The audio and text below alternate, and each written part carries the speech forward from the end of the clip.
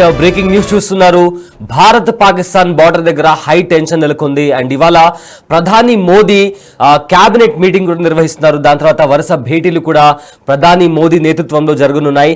ఈ నేపథ్యంలో ఫర్దర్ గా ఎలాంటి కార్యాచరణ ఉండబోతుంది, ఇండియన్ ఆర్మీ ఎలాంటి స్టెప్స్ తీసుకోబోతుంది అనే దాని గురించి కూడా ప్రాధాన్యత సంతరించుకుంది. అయితే ఇప్పటికే ఆర్మీకి ఫుల్ పవర్స్, ఫుల్ ఫ్రీడమ్ కూడా ఇచ్చేసినట్లు ప్రధాని మోదీ అనౌన్స్ చేశారు. మీరు ఏ టైంలో ఎలాంటి స్ట్రాటజీ పరంగా మీరు ఎలా ముందుకు వెళ్తారనేది కంప్లీట్లీ మీ ఇష్టం అని కూడా గ్రీన్ సిగ్నల్ ఆర్మీకి, ఇండియన్ ఆర్మీకి గ్రీన్ సిగ్నల్ ఇచ్చారు ప్రధాని మోదీ. అయితే తర్వాత ఎప్పుడైతే భద్రతా వ్యవహారాల మీద క్యాబినెట్ కమిటీ భేటీ తర్వాత రాజకీయ వ్యవహారాల క్యాబినెట్ కమిటీ భేటీ కూడా కానుంది. ఆ తర్వాత ఆర్థిక వ్యవహారాల క్యాబినెట్ కమిటీ భేటీ కానుంది. మొత్తం మీద ఇవాళ 3 డిఫరెంట్ టైప్స్ ఆఫ్ మీటింగ్ ని ఇవాళ ప్రధాని మోదీ కండక్ట్ చేయబోతున్నారు. సో దాని తర్వాత ఏదైతే ఈ 3 దీంట్లో ప్రాపర్ గా మోస్ట్ ఇంపార్టెంట్లీ జమ్మూ కాశ్మీర్ లో జరిగిన పహల్గామ్ ఉగ్రదాడికి సంబంధించి కీలక అంశం పైన మాట్లాడబోతున్నారు.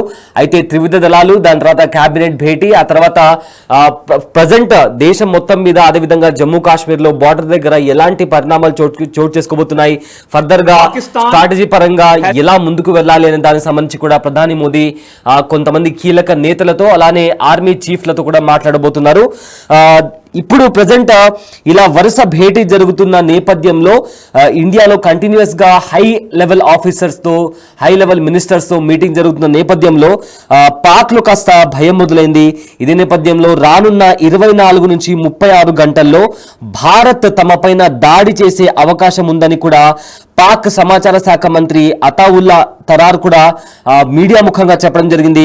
అయితే ఇప్పటికే ఆర్మీకి ప్రధాని మోదీ ఫ్రీ హ్యాండ్ ఇచ్చిన నేపథ్యంలో పాకిస్తాన్ లో కాస్త భయం కనిపిస్తుంది. ఇదే నేపథ్యంలో పాకిస్తాన్ కి సంబంధించిన సమాచార శాఖ మంత్రి అతావుల్లా తరార్ ఎవరైతే ఉన్నారో ఆయన మాట్లాడుతూ ఏదైతే ఇండియా డెసిషన్ తీసుకొని ముందుకు వెళ్తుందో దాని పట్ల మాకు వచ్చిన ఇంటెలిజెన్స్ సమాచారం ప్రకారం రానున్న 24 నుంచి 36 గంటల్లో ఇండియా మా వైపున ఏదో ఒక రకంగా దాడి చేసే ప్రయత్నం చేస్తున్నట్టు మాకు సమాచారం అందింది అని కూడా ఆయన చెప్పడం జరిగింది. అయితే పహల్గామ్ ఘటన తర్వాత ఖచ్చితంగా ప్రతీకార దాడి ఉంటుందని కూడా ఇప్పటికే భారత ప్రభుత్వం చాలా స్పష్టంగా చెప్పింది. దీంతో పాక్ భయం మొదలైంది. అదేవిధంగా పాక్ ఇంటెలిజెన్స్ నుంచి సమాచారం వచ్చిందని కూడా ఎవరైతే అతావుల్లా తరార్ ఉన్నాడో ఆయన చెప్పడం జరిగింది. అయితే పాక్ లో పాకిస్తాన్ ను ఉగ్రవాద దేశంగా కూడా ప్రకటించడానికి కూడా ఇండియా ప్రయత్నిస్తుందంటూ కూడా ఆయన ఆరోపించారు. సో ప్రజెంట్ ఏదైతే ఇండియా అటాక్ చేయాలని చూస్తుందో దానికి కూడా ప్రపంచ దేశాలు గుర్తించాలి, మా పైన అటాక్ చేస్తే మాకు సహకరించాలి అని కూడా ఆయన చెప్పినట్లు కూడా వార్తలు బయటకు వస్తున్నాయి. అయితే ఇదే నేపథ్యంలో పహల్గామ్లో దాడి జరిగిన తర్వాత అప్పటి నుంచి పాకిస్తాన్ ఇంకా ఇండియా మధ్య ఉద్రిక్తత పరిస్థితులు కనిపిస్తున్నాయి. అయితే ఇదే అంశానికి సంబంధించి మరింత సమాచారం మా ప్రతినిధి శివ అందిస్తారు. అయితే ఒకసారి ఆ లెటర్ కి సంబంధించి కూడా మనము విజువల్స్ కూడా చాలా క్లియర్ గా చూడొచ్చు. ఎవరైతే సమాచార శాఖ మంత్రి అతావుల్లా తరార్ ఉన్నారో ఆయన ఆ లెటర్ లో కూడా రాసుకొచ్చారు, పాకిస్తాన్ ఇంటెలిజెన్స్ నుంచి మాకు సమాచారం వచ్చింది. సో ఆయన మాట్లాడిన వీడియో కూడా మనకు అక్కడ బిగ్ టీవీ స్క్రీన్ పైన కనిపిస్తుంది. సో ఆయన చాలా స్పష్టంగా ఇండియా మా మీద అటాక్ చేస్తున్నట్లు మాకు ఇంటెలిజెన్స్ నుంచి సమాచారం వచ్చిందని కూడా ఆయన చెప్పినటువంటి విజువల్స్ కూడా మనం బిగ్ టీవీ స్క్రీన్ పైన చూడొచ్చు. Has credible intelligence that India intends carrying out military action against Pakistan in the next 24 to 36 hours on the pretext of baseless and concocted allegations of involvement in the Pahalgam incident. India's self-assumed hubristic role of judge, jury and executioner in the region is reckless and vehemently rejected. Pakistan has been the victim of terrorism itself and truly understands the pain of this scourge. We have always condemned terrorism in all its forms and manifestations anywhere in the world. Being a responsible state, Pakistan open-heartedly offered a credible, transparent and independent investigation by a neutral commission of experts to ascertain the truth. Unfortunately, rather than pursuing the path of reason, India has apparently decided to tread the dangerous path of irrationality and confrontation, which will have catastrophic consequences for the complete region and beyond. Evasion of credible investigation is in itself sufficient evidence exposing India's real motives. Consciously making strategic decisions hostage to public sentiments, purposefully trumped up for securing political objectives, is unfortunate and deplorable. Pakistan reiterates that any such military adventurism by India would be responded to assuredly and decisively. The international community must remain alive to the reality that the onus of escalatory spiral and its ensuing consequences shall squarely lie with India. The nation reiterates its resolve to defend the sovereignty and territorial integrity of Pakistan at all costs. Pakistan Zindabad. Pakistan has credible intelligence that India intends carrying out military action against Pakistan in the next 24 to 36 hours on the pretext of baseless and concocted allegations of involvement in the Pahalgam incident. India's self-assumed hubristic role of judge, jury, and executioner in the region is reckless and vehemently rejected. Pakistan has been the victim of terrorism itself and truly understands the pain of this scourge. We have always condemned terrorism in all its forms and manifestations anywhere in the world. Being a responsible state, Pakistan open-heartedly offered a credible, transparent, and independent investigation by a neutral commission of experts to ascertain the truth.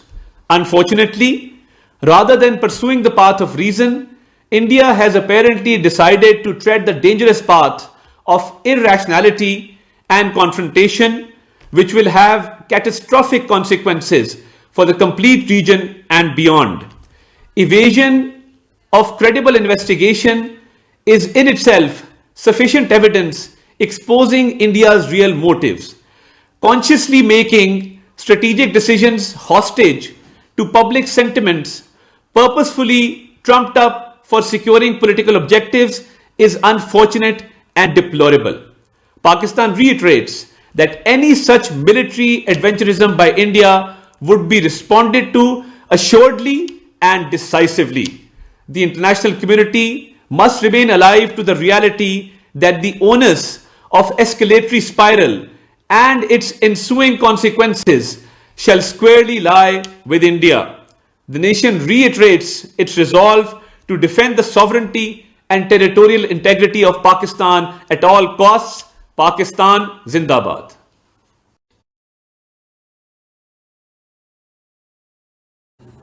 Right. April 22న జమ్మూ కాశ్మీర్లో పహల్గాంలో 26 మంది అమాయకుల ప్రాణాలు బలిగొన్న ఉగ్రదాడితో భారత్ పాకిస్తాన్ మధ్య మరోసారి అగ్గిరాజుకుంది. అయితే ఇప్పటికే భారత్ తమపై దాడి చేస్తే అణుబాంబులు సిద్ధం చేశామని కూడా పాకిస్తాన్ ప్రగల్భాలు పలుకుతుంది. ఈ క్రమంలో నిఘా వర్గాల విశ్వసనీయ సమాచారం ప్రకారం వచ్చే 24 నుంచి 36 గంటల్లోపే ఇస్లామాబాద్పై భారత సైనిక చర్య చేపడుతోందని పాకిస్తాన్ తాజాగా ప్రకటించింది. అయితే అదే జరిగితే పరిణామాలు చాలా తీవ్రంగా ఉంటాయని కూడా పాకిస్తాన్ భారత్ను హెచ్చరించింది. ఈ మేరకు పాకిస్తాన్ సమాచార శాఖ మంత్రి అతావుల్లా తరార్ హెచ్చరికలు జారీ చేశారు. అయితే దీనికి సంబంధించిన మరింత సమాచారం మా ప్రతినిధి శివ అందిస్తారు. పెహల్గాంలోని బైసరన్ వ్యాలీలో ఉగ్రవాదుల కాల్పుల ఘటన, మరోవైపు భారత్ పాకిస్తాన్ సరిహద్దులు నెలకొంటున్న తాజా పరిణామాలపై ఈరోజు ఢిల్లీ వేదికగా కీలక సమావేశాలు జరగబోతున్నాయి. ఆల్రెడీ నిన్న ప్రధాని నరేంద్ర మోడీ అధ్యక్షతన కీలక సమావేశం జరిగింది. ఈ సమావేశంలో త్రివిధ దళాధిపతులందరూ కూడా పాల్గొన్నారు. మరోవైపు national security adviser Ajit Doval, రక్షణ శాఖ మంత్రి రాజ్నాథ్ సింగ్ కూడా పాల్గొన్నారు. వీరితో పాటు ఇండియన్ నేవీ, ఎయిర్ ఫోర్స్ సంబంధించిన ఆర్మీ చీఫ్లందరూ కూడా పాల్గొన్నారు. ఇక ప్రజెంట్ సిచ్యువేషన్ ఏ విధంగా ఉంది బోర్డర్లో, ఒకవేళ యుద్ధం వస్తే మనం ఏ విధంగా సంసిద్ధం కావాలి అనే అంశాలపై ప్రధాని నరేంద్ర మోడీతో వారందరూ కూడా చర్చించారు. యుద్ధం ఏ సమయంలో వచ్చినా కథన రంగంలోకి దూకడానికి మేము సిద్ధంగా ఉన్నాము అంటూ కూడా త్రివిధ దళాధిపతులు ప్రధాని నరేంద్ర మోడీకి వివరించారు. ఇటు ప్రధాని నరేంద్ర మోడీ కూడా సైన్యానికే పూర్తి స్వేచ్ఛ ఇస్తున్నాం, ఏది ఉగ్రవాదుల ఏరివేతకు సంబంధించి కానీ ఎప్పుడు యుద్ధం మొదలు పెట్టాలి, ఏ సమయంలో మొదలు పెట్టాలి అనే అంశాలపై ప్రధానంగా సైన్యానికే నేను పూర్తి స్వేచ్ఛ ఇస్తున్నాను, ఉగ్రవాదుల ఏరివేతకు సంబంధించి సైన్యం గట్టిగా బదిలివ్వబోతుంది అనేది నాకు నమ్మకం ఉంది, నాతో పాటు 140 కోట్ల మంది ప్రజలకు నమ్మకం ఉందంటూ కూడా ప్రధాని నరేంద్ర మోడీ నిన్న ఈ కీలక సమావేశాలు తెలియజేశారు. అంటే ఎట్టి పరిస్థితుల్లోనూ ఉగ్రవాదుల ఏరివేతకు మేము కట్టుబడి ఉన్నాము, ఎవరైతే ఉగ్రవాదులు ఉన్నారో ఉగ్రవాదులు కాల్పులు జరిపిన వారు కానీ వారికి శిక్షణ ఇచ్చిన వారు, వారికి ఆశ్రయం ఇచ్చిన వారిని అటువంటి వారిని తుడిచిపారేస్తామంటూ కూడా ప్రధాని నరేంద్ర మోడీ కీలక వ్యాఖ్యలు చేశారు. ఇక ఈ రోజు ప్రధానంగా 3 సమావేశాల్లో ప్రధాని నరేంద్ర మోడీ పాల్గొనబోతున్నారు. ఈరోజు ఉదయం 11 గంటలకు కేంద్ర కేబినెట్ సమావేశం జరగబోతోంది. ఈ సమావేశంలో నిన్న ఏదైతే ప్రధానంగా చర్చించారో త్రివిధ దళాధిపతులతో ఆ అంశాలపై కూడా కేబినెట్లో చర్చించే అవకాశం కనిపిస్తుంది. ఈ సమావేశం ముగిసిన తర్వాత central cabinet security sub committee సమావేశం కూడా ఉండబోతుంది. ఈ సమావేశంలో ప్రధానంగా కేంద్ర హోంమంత్రి, రక్షణ మంత్రి, అలాగే త్రివిధ దళాధిపతులు, ఇటు హోంశాఖ సెక్రటరీ కూడా ఉండబోతున్నారు. ఇటు అజిత్ దోవల్ కూడా ఈ సమావేశంలో పాల్గొంటారు. ఇక ప్రజెంట్ సిచ్యువేషన్ ఏ విధంగా ఉంది, భారత్ అలాగే పాకిస్తాన్ సరిహద్దుల్లో జమ్మూ కాశ్మీర్ కానీ, శ్రీనగర్ కానీ, పుల్వామా, పూంచ్ సెక్టర్లో, బారాముల్లా జిల్లాలోని సెక్టర్లు ఏ విధంగా ఉంది, పెహల్గాంలో ప్రజెంట్ సిచ్యువేషన్ ఏ విధంగా ఉంది అనే అంశాలపై వారందరితో ప్రధాని నరేంద్ర మోడీ చర్చిస్తారు. ఈ సమావేశం ముగిసిన తర్వాత పొలిటికల్ అఫైర్స్ కమిటీ, కేంద్ర సెంట్రల్ పొలిటికల్ అఫైర్స్ కమిటీ ఉంటుంది, దాంట్లో కూడా సమావేశం జరగబోతుంది. ఈ 3 సమావేశాల్లో ప్రధాన ఎజెండాగా ఈ పెహల్గాం కాల్పులు, జమ్మూ కాశ్మీర్లో ప్రజెంట్ సిచ్యువేషన్ ఏంటి, భారత్ సరిహద్దులో పాక్ కవింపు చర్యలకు పాల్పడుతున్న నేపథ్యంలో భారత్ ఏ విధంగా స్పందిస్తుంది అనే అంశాలపై ప్రధానంగా చర్చించబోతున్నారు. ఇక ప్రజెంట్ మనం ఏదైతే బైసరన్ వ్యాలీ, పెహల్గాంలోని బైసరన్ వ్యాలీ కాల్పు ఏదైతే జరిగిందో, కాల్పుల ఘటన ప్రాంతం వద్ద ఉన్నాం. పెహల్గాం బైసరన్ వ్యాలీ 6 కిలోమీటర్స్ దూరంలో మనం ఉన్నాం. ఇక ఈ రూట్లోనే మనం చూస్తున్న ఈ వేలోనే మనం బైసరన్ వ్యాలీ వెళ్తాము. ఏదైతే ఈ కాల్పుల ఘటనపై ప్రధానంగా దేశమంతా కూడా ఉత్కంఠగా ఎదురు చూస్తున్న పరిస్థితి అయితే కనిపిస్తుంది. భారత్ ఎటువంటి నిర్ణయాలు తీసుకుంటుంది అనే దానిపై మాత్రం ఉత్కంఠ కొనసాగుతుంది. మరోవైపు పాకిస్తాన్ యుద్ధానికి సిద్ధమంటూనే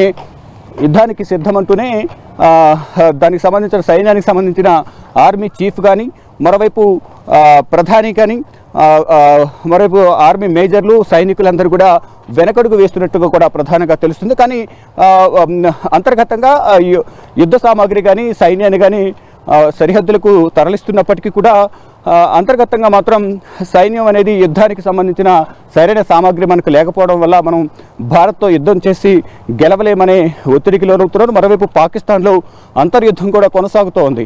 ఇటు భారత్ ఒకవైపు దాడికి సిద్ధమైంది, మరోవైపు పాకిస్తాన్లో కూడా అంతర్యుద్ధం కొనసాగుతుంది.